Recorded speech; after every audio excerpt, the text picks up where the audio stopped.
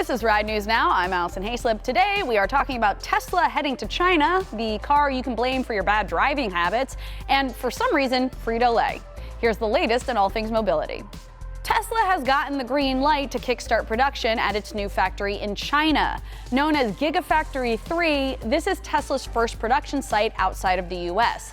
It's also unicorn levels of rare because Tesla owns the factory outright.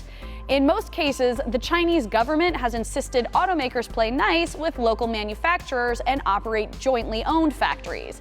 Not so with Tesla, and the company is probably breathing a huge sigh of relief that it doesn't have to hand over its electric car blueprints to someone else. China is vital to Tesla's future and pretty much any automaker with EVs to sell. Last year, more than 1 million electric vehicles were sold there. And you may have heard of a little something called a trade war.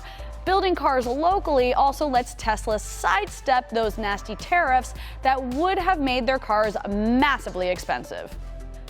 Frito-Lay, everyone's favorite artery-clogging snack brand. Wait, what does this story have to do with mobility? It's a shipping company story. Gotcha. All right, well, if you've got a belly, Frito-Lay probably played a role.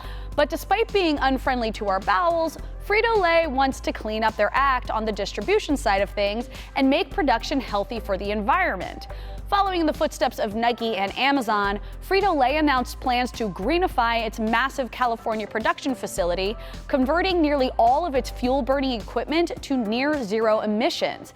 This is great, but not likely to make you feel better the next time you pound an entire bag of Cool Ranch Doritos.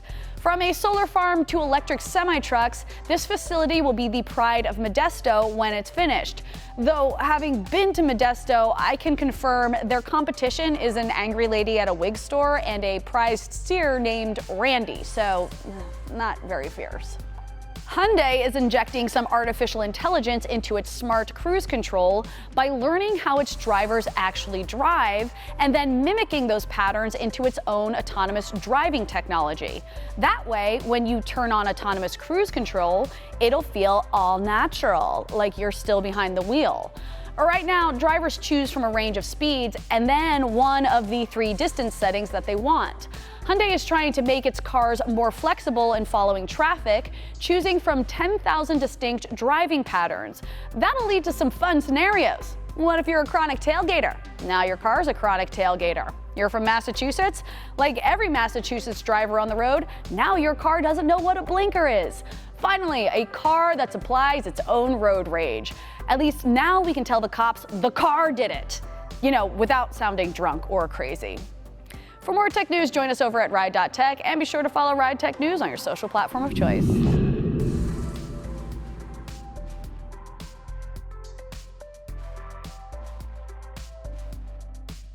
This is how we do it. Ah, Boomer Beast. Lone Wolf. Healthy choices for the ski.